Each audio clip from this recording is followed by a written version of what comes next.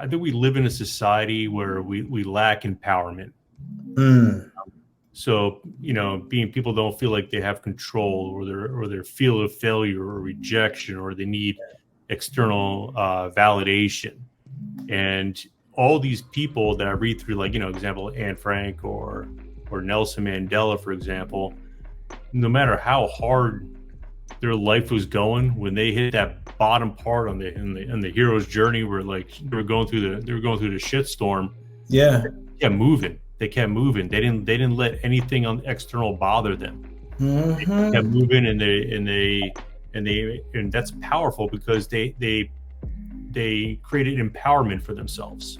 And I think that's one of the things they want us to focus on, the people reading. Listen, shit's going to get tough. Weather the storm, but keep moving forward.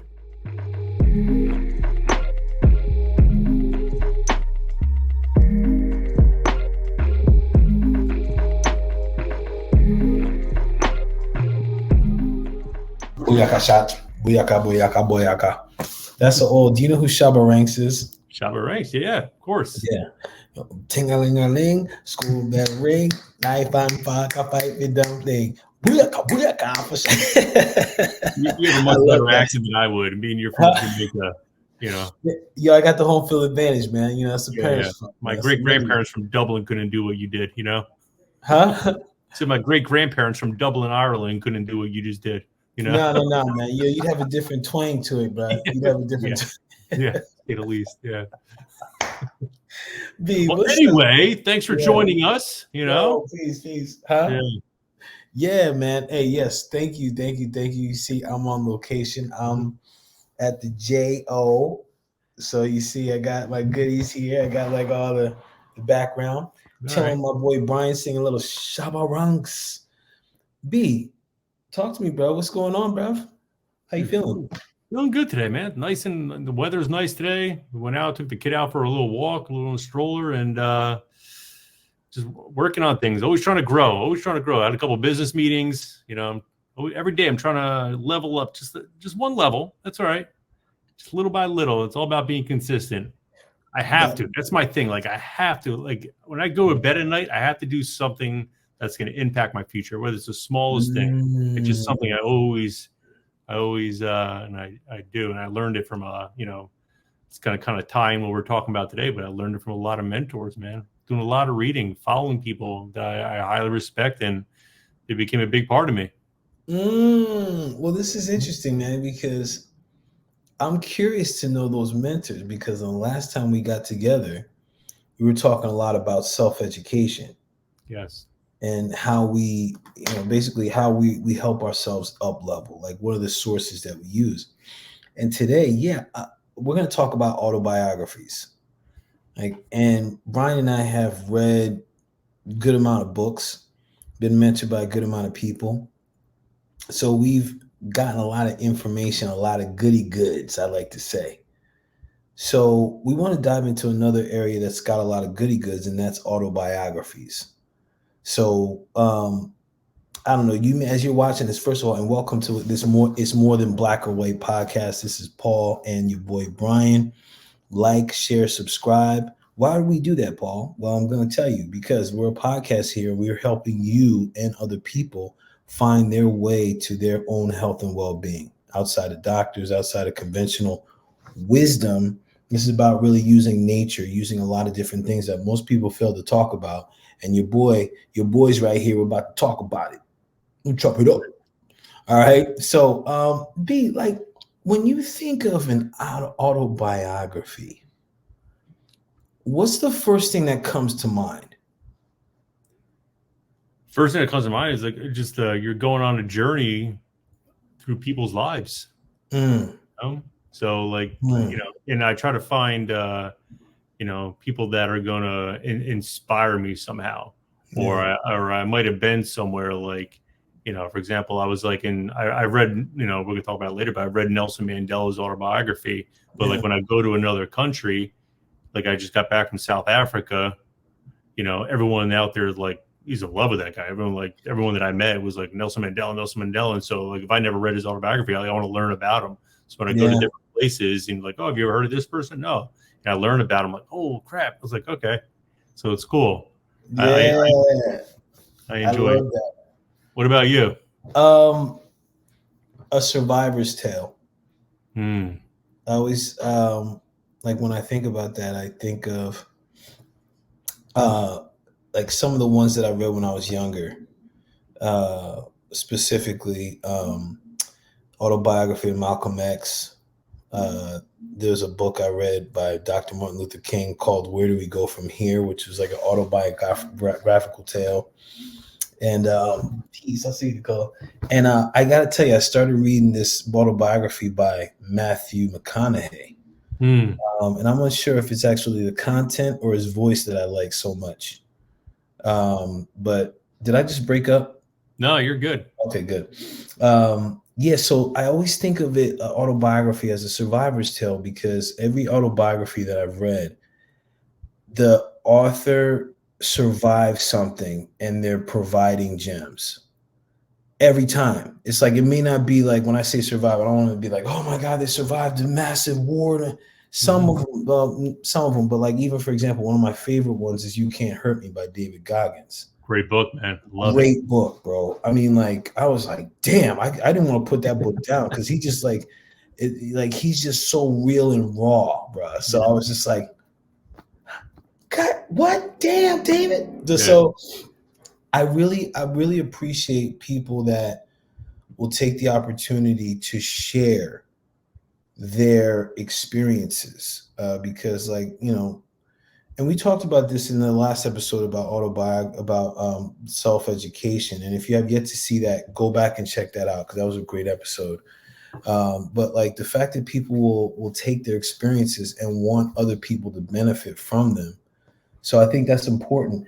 I'm curious, be like, because you mentioned mentors, like what are some of the autobiographies that you've read that really stand out to you, bro? Oh, so many of them, man. I So know, many. it's tough.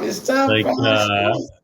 probably my two that really had a big impact on me was Nelson Mandela and Frank.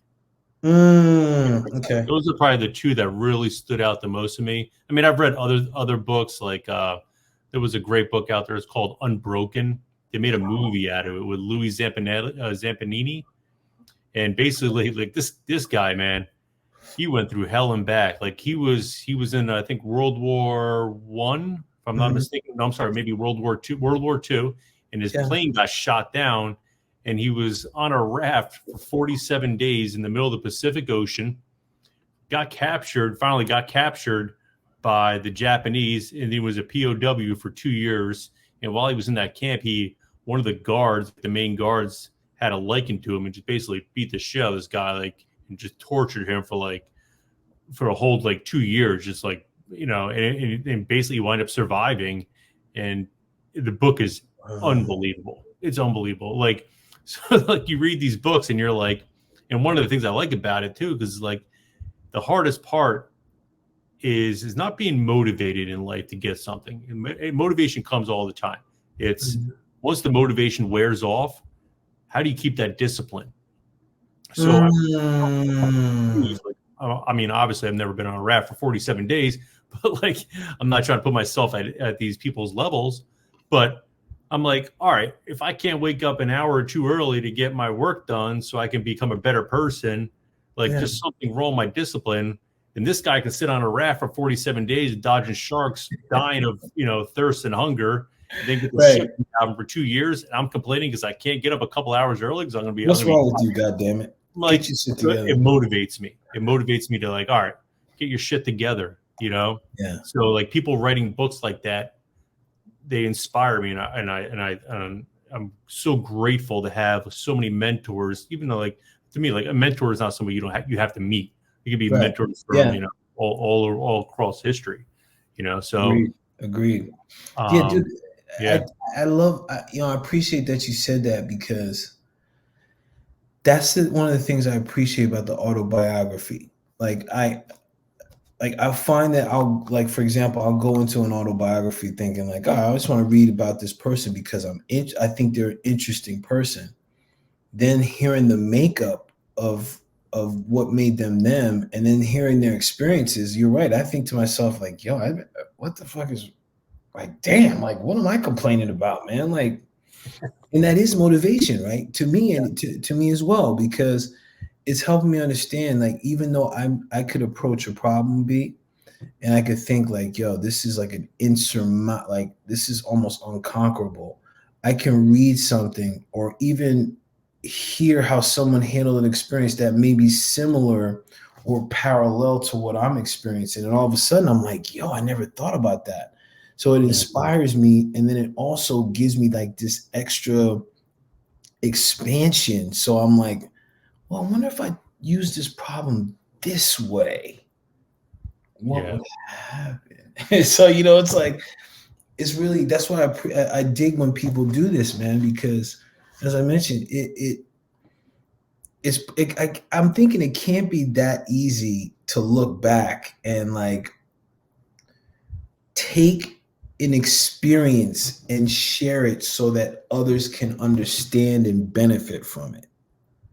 Yeah. You know what I mean? Because it's tough because you really don't understand something until you experience something. Precisely. You know what I Yes. mean? You can do Yes. your best to, like, you know, we've all had this, like, you try to, you know, we've done psychedelics and people are like, oh, what it's like.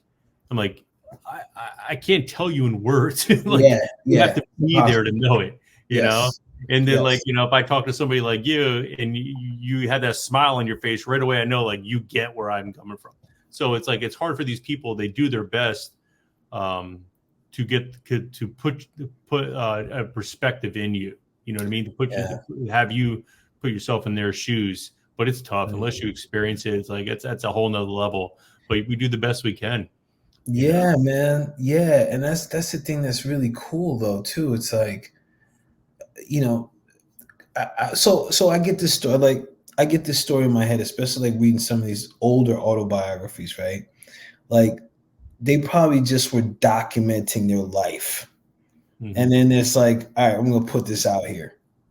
Like, all right, yeah, you know what? Why not? Like, I'm writing memoirs because I think, you know, I think that's something, and I do want to come back to like your two people, and I'm gonna go over my two, like, see what we got from it. But like, I think back then, I think it's almost like most of the people wrote, right? Like, so some of the autobiographies, I'm failing to remember some, but I remember like in a good amount of these autobiographies, there was some sort of letters, personal accounts, and things like this.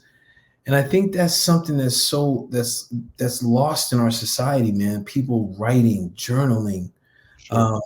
being able to. There's something special about being able to take a thought or an experience and then put it to paper, whether people understand it or not.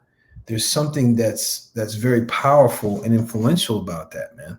Yeah, and they did it a lot for, like, just like self-healing, reflecting. Yeah, yeah, You know, so dude. Yeah. it wasn't a lot where, like, to, like, I'm writing down so people can read my stuff one day. It's more like they write down stuff and hoping that, like, something goes off in their head, or like they reflect on something, or it sparks an impulse for them to do something else, or hey, I made a mistake here. Let's kind of go back. It's almost like therapy for them. Yeah, So, yeah, you know, I think, yeah, but you're right. It's a lost art in today's society because people don't do quiet work. They don't have time. You know, yeah, man. Yeah, they don't reflect on their lives, so they keep going in day by day. And it's like, you know, Groundhog Day. Just keep going through the cycle, and they burn themselves out. burn ourselves out, bro. It's crazy. It's crazy. I'm like thinking of, so like I want to dive into some of the things you took away from your autobiographies. Yeah. And I'm thinking now, because when I wrote Heal Thy Man, Hmm. like, I'm like, oh, junk. Like, looking back on it, it was like in a way an autobiography. Um, because like I wanted my kids, in case something happened to them, I wanted them to know the lessons that I would pass down to them. You know what I mean? So there was an intention. I'm curious for you, right? When you think of autobiographies, what do you think would be some of the intentions that someone would have to create an autobiography, especially seeing in the lines of like Nelson Mandela and Anne Frank for you, right? Like, what would you think, like reading their things, what do you think their intentions were for writing? I think it's I think we live in a society where we lack empowerment. Mm. So, being people don't feel like they have control, or their feel of failure or rejection, or they need external validation. And all these people that I read through, like, example, Anne Frank or Nelson Mandela, for example, no matter how hard their life was going, when they hit that bottom part on the hero's journey, where like they were going through the shitstorm, Yeah. they kept moving. They kept moving. They didn't let anything on external bother them. They kept Mm-hmm. moving, and that's powerful, because they created empowerment for themselves. And I Yeah. think that's one of the things they want us to focus on, the people reading. Listen, shit's going to get tough. Weather the storm, but keep moving forward. Keep moving forward. Bro. And the more you move forward, the quicker you're going to get through the storm. It was interesting. I was watching a video on this, and a lot of people out there might have heard about it, and so is you. But they're like, when you have a cow and you have a bull. Have you heard this one? No. Like, just say a storm is coming. The cow will always run away from the storm.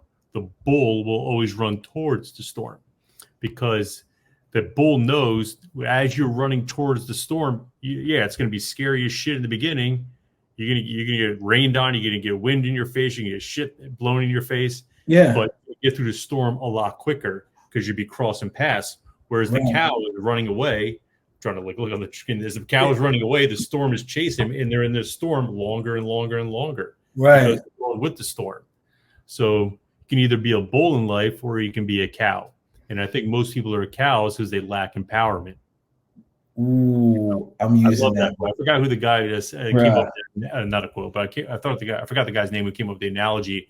But I think about that a lot. It's like, when the shit gets going, you got to run towards that shit, man. Like, you gotta figure it out. And a lot of times when you stand on your own 2 feet, and your chest is up and you're ready to take it on, it's not as bad as you thought it was. Nah, bro, run to the roar, bro. Run to the roar. I like that. Man. Run to the roar.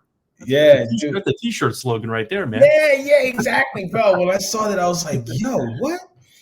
I was like, and then someone told me the story. It's very similar to what you have right there, man.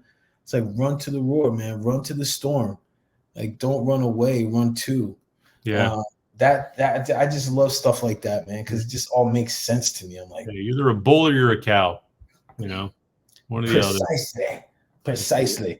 So, Brian, let's get bullish on this, man. Tell me about with Nelson Mandela, and then I'll share my 2 people. Nelson Mandela and Anne Frank. What were some of the things that you got from those readings, man? Yeah, Nelson Mandela was. I wrote down 3 things that I got from it. His commitment to justice. So Mandela, he dedicated his life to fighting against the injustices that were in South Africa at the time. Yeah, and it was basically a lot of like racial segregation between the whites and blacks, separating them. So he played like a leading role in organizing like peaceful protests, strikes, and acts of like civil disobedience to challenge these policies and demanding equal rights for all South Africans. And his commitment to justice was evident in his willingness to sacrifice his own freedom and safety for the greater cause. So that I took a lot out of that. And the biggest thing, like what I got out of that was basically the last thing. Like sometimes you have to like, put your ego or put yourself on the side to look at the bigger picture, to look at the end result. And I got that from him. So like, it's just like justice to, just to make the world a better place, and that he knew it was unfair, but to make the world a better place. I thought that's challenging for one man. That's powerful for one man to do that. Mm-hmm. Yeah, bro. And after, like, this is a different question. I didn't really plan about this, but like with what you just said about Nelson Mandela, I think is so true. Like when you, after like learning that, what was your, because I'm sure you had, like, you heard Nelson Mandela, but what was your impression of him as a man, as a human being, to be able to do what he did? Man, you have to be an old soul. Mm. You've had to have many lives that prepare you for that moment. Bless up. A Yeah. young soul, an immature. If you're immature on a spiritual level, you just want to get out of prison. You want to shoot everyone up. You want to Hmm. do Hmm. for what they did. Yeah. But again, he looked at the bigger picture, and it's again like goosebumps because it's so like next level, like Yeah. on a spiritual level. It's like it's so much love. Like, I mean, he must have been vibing at such a high level. Like we had it, Bruh. right? His hertz was going through the roof. What? And that's to me. That's like it's such an inspiration. It's such an inspiration. Yeah. Damn. For him to like, and exactly, it kind of leads into the next thing. Like one of the other traits I got from his reconciliation. Like after being like 27 years, I believe it was, that he was imprisoned. I know he went on this like remarkable journey of like reconciliation, reaching out to former adversaries and advocating like unity and healing throughout the country. And now this day, he famously promoted the idea of what they call like a rainbow nation, where all people and races of all backgrounds could coexist peacefully and work together for like a brighter future. So like he knew if he didn't have that reconciliation or that like forgiveness, Yeah. South Africa wouldn't be where it is today. And it not only just reached South Africa, it reached all over the world. And like again, forgiveness, like that's another thing I got from him, was like his capacity for forgiveness was, like if another level. You imagine like being locked up for 27 years, then you're getting out of that, and you're like, all right, I know what I want to do in my life, but I gotta reconcile with my enemies. I gotta make friends with my enemies. We gotta work together on a bigger thing. How do you not like? Yeah. Like I said, you got to be an old soul, and Gotta be, bro.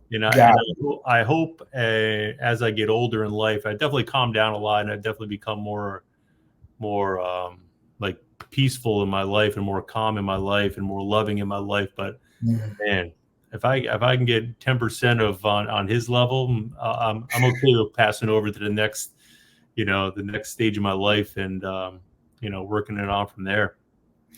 Dude, it's so wild, right? Because I think when you just said that,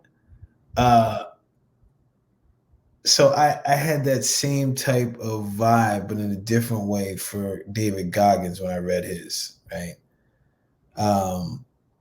Like I'm like, that's a whole other level. This dude's indomitable will. Like this dude's been through some shit. Like I did sense a lot of anger, but I mean, like, Yeah. but he, like, the thing that I take away, because like how you were saying, like Nelson Mandela, he's up here, yet you're like, man, that's something I would strive to. Like, not, you said in different words, but like just even having that as an example, that the possibility that it can happen. That's what I'm talking about, B. Everyone has it. Everyone has it. Yeah. That's why I dig the autobiographies, man. Because it's like, even if like, yo, man, that's a whole other level right there. Yet at the same time, it's like, okay, I know it's possible. Exactly. And it creates expansion in me. You know what I mean? Like, that's the powerful thing. Like, like David Goggins, I think his mind is so strong, bro. Yeah.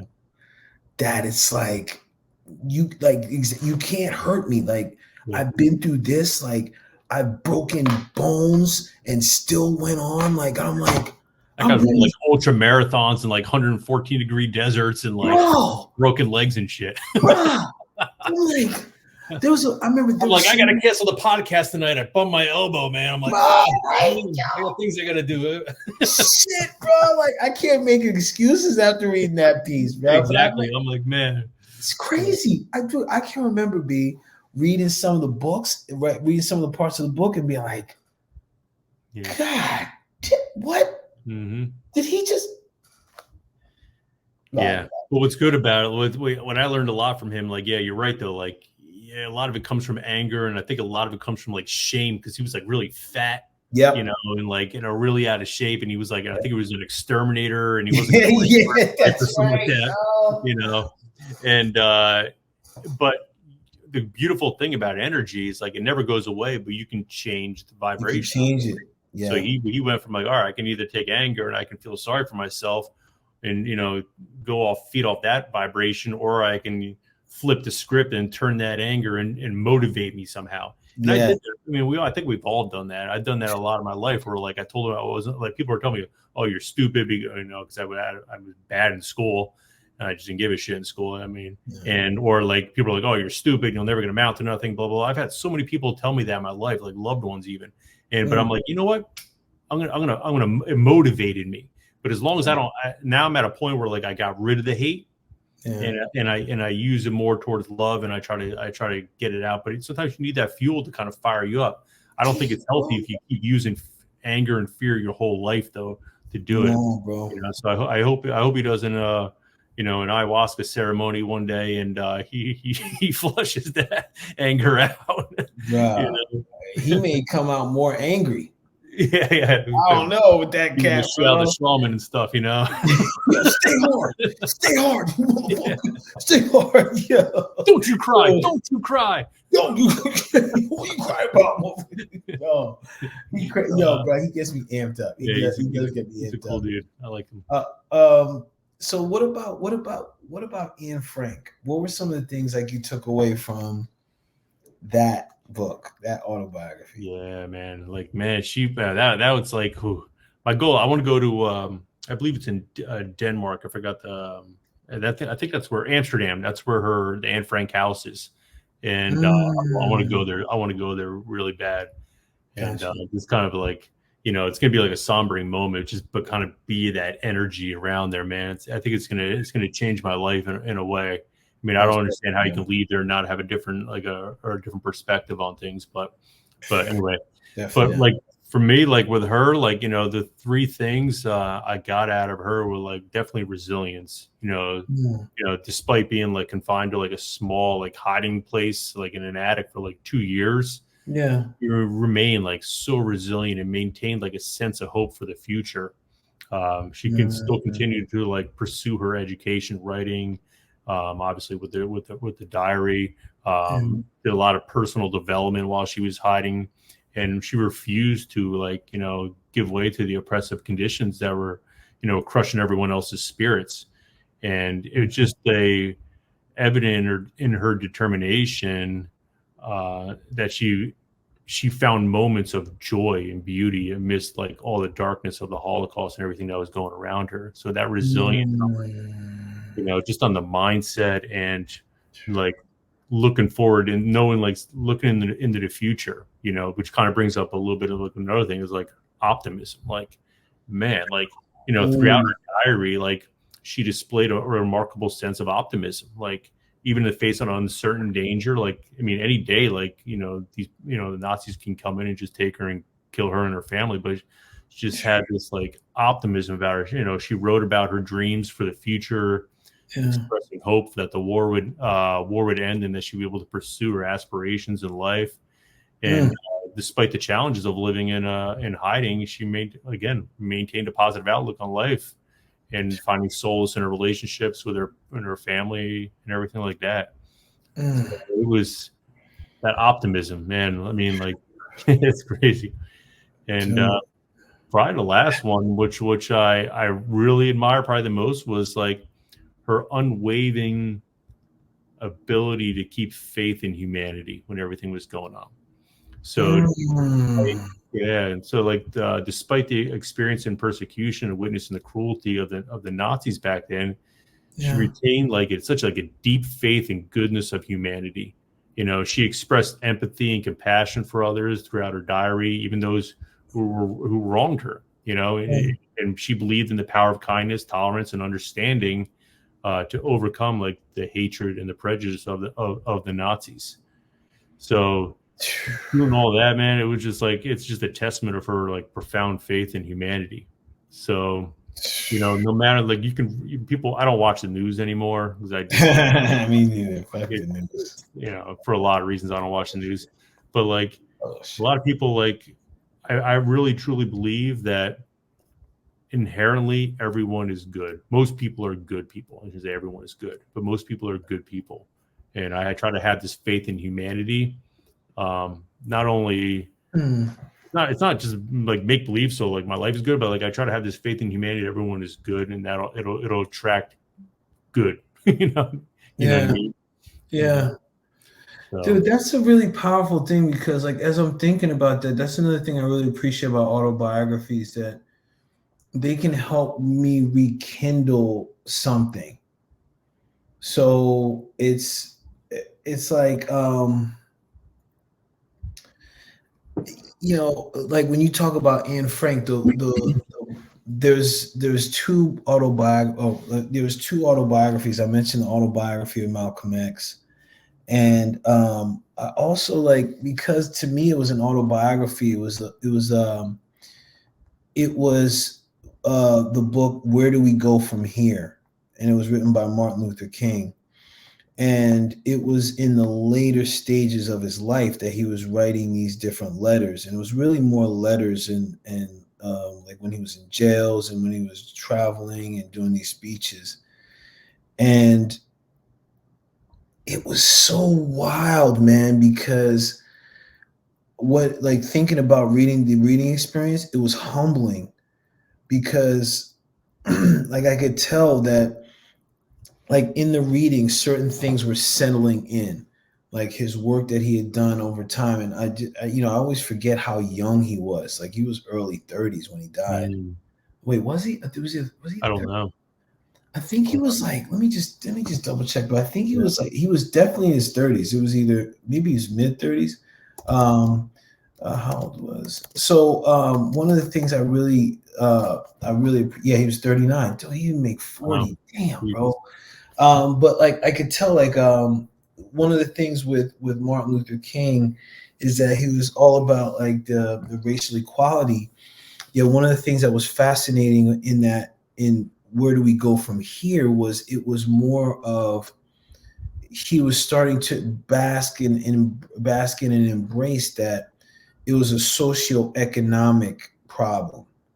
And I just thought that he was very courageous and I just got the sense like he was very torn. Like a lot of those letters that he wrote just to me seem heavy, man. I mean, like, not heavy, like, damn, man, I don't want to read this, but just like, God, this dude had so much on his mind, Yeah. like so much on his plate, so much in his vision that it was like him trying to hold it together. And plus, he's a human being, bro. You know what I mean? Like, I couldn't even imagine, like, even like and it sparked me when you were talking about Anne Frank, like the things that she endured, yet still keeping the spirit of believing in humanity even though there were oppressors that were looking to kill her, right? They were looking to take her life.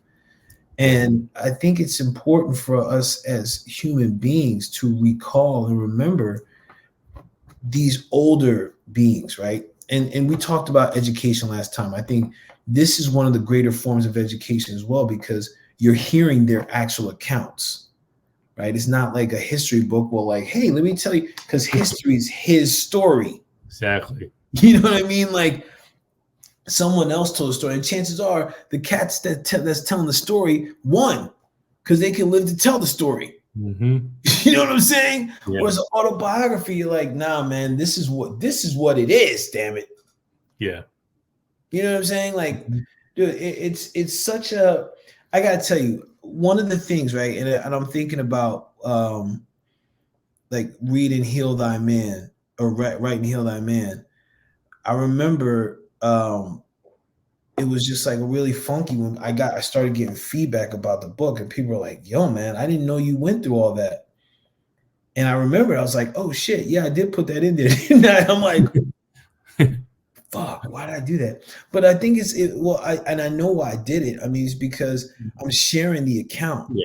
Even though it's like it was uncomfortable to share. And it's like some of the stuff in the book, I'm like, I don't even know why the fuck I put that in there. Like I wish I did it.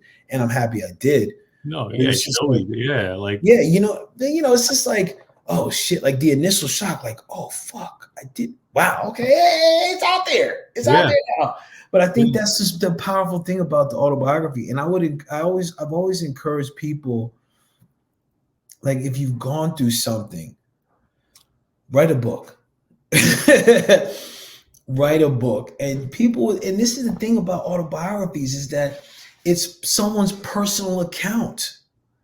It's how they were seeing the world. And we just talked about that, like, yo, man, now I can expand how I see the world, because this one went through some shit and they're freaking smelling like a rose right now, bro. I mean, like, everyone should write something. Everyone should write a memoir and pass it down, or write an autobiography and pass it down.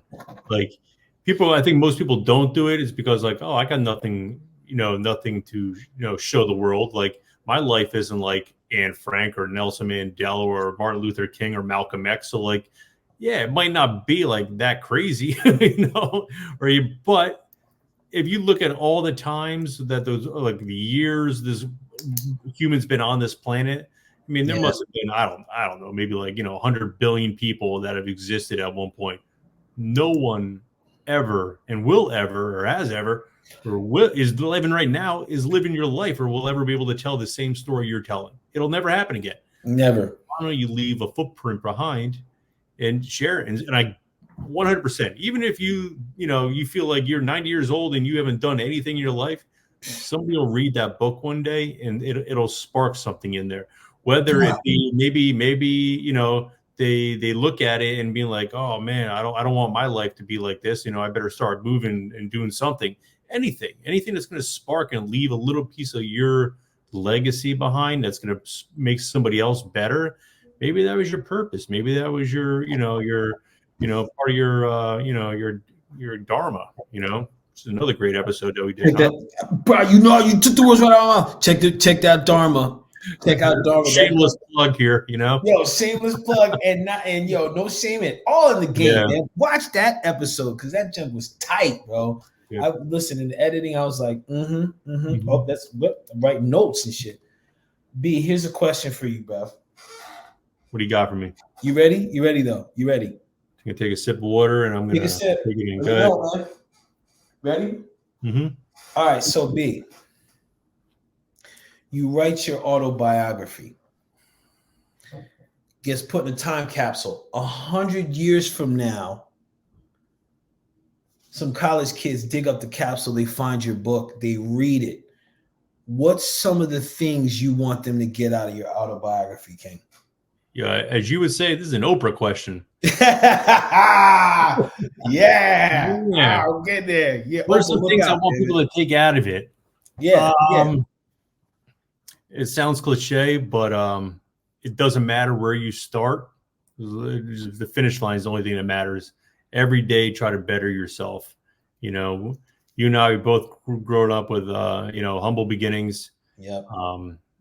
And just kind of make something of yourself. Like, bro. Keep moving forward. And hopefully, you will, if you keep moving forward, one day you'll leave your footprint on this earth. When you pass off and you go into the next stage of your life. Another thing I would say is, I hope people see that I was very humble and very loving and very open.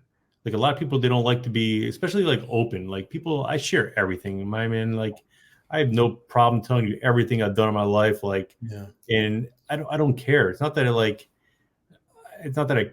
I really don't care what people think. Like, there's a small group of people, like my friends and everything like that. I have a small group of friends and family and everything like that. But aside that, like, I don't care what, like, the millions of people that might be watching this one day, maybe, hopefully. Click. Yeah. Yes. Like, I don't care. That's me. That's, we're all a piece of God. Like, who are you to judge me? Like, who are the things I've done? Everyone's got skeletons in their closet, but I don't know where I was going with that. But just live your life. What's that? Live your life, live your path. Don't be scared of things, man. Stop being. People are so scared of, like, doing things, and they're always, like, second guessing themselves. Yeah. Like, put your chest up, stand out. If you fall on your face, you fucking fall on your face. You get back up, man. Like, who's a shit? You know, you're gonna fall on your face eventually doing something. So you might as well doing something you love to do, or meant something that's, you know, that's inside of you, that you're like your dharma, your being, your, you know, your purpose. So, dude, I mean, what about you, man? Yeah, I'll tell you a second. I want to acknowledge that I could like hearing, like getting to know you even better over the past year, and knowing you for the past almost 5 years now. Yeah, is it? Yeah, I think so. Yeah. Bruh, like all that stuff will come through. And I really hope, like, when you write your autobiography, you talk about that experience. Like, I think it was one of the first experiences when you did Aya. Mm-hmm. And you told me about like the childhood, and I was just like, bro, when you told me that story, it was just like, yo, I swear, are we brothers, man? Like, is he? What happened? Like that, I can relate to that, and it told me so much about you, and told me so much about what you've overcome and what you know, where you're going. You know, and also I really appreciate it if you talked about that experience where you met the family, right? And like you're just eating with the family, chilling, bro. They're like, yeah, come on in. You're like, oh my God, like what? Dude, like that is stuff, that's the humility, that's the loving, that's the openness. So thank you for that. Thank you. For me, it's that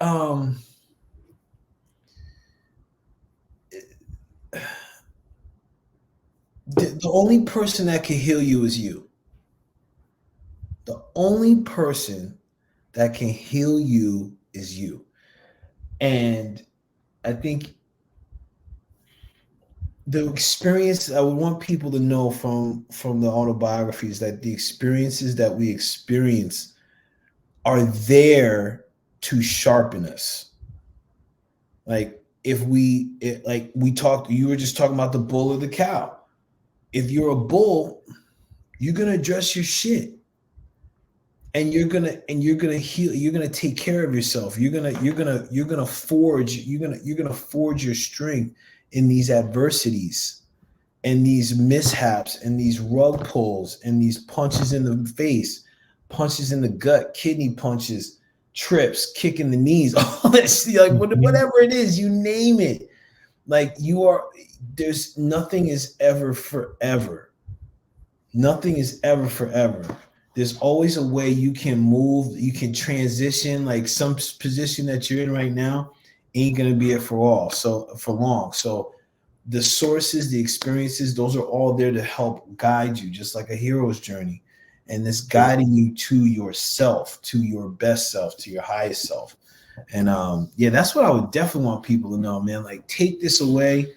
Like, I think actually I know when I was writing Heal Thy Man, I just wanted people to know, like, you'll step to yourself, like hone in on your freaking mojo, and then rise into your highest self, man. That's like, yeah, there'll never be. I can't think of one other way to better educate yourself than learning from people that have already been there and bettering yourself as a human being. Like we talk about, like I mean, like with this, basically, like, you know, you got your three-legged stool, right, in health, right? You got your mind, body, you know, your spirit. So like, this is definitely, and they all work in coordination. You know, the healthier your body is, the better your mind, the better your, you know, your spiritual sense is, you know, everything ties in. Better your mind, better your physical body, and everything. Like, it all ties in.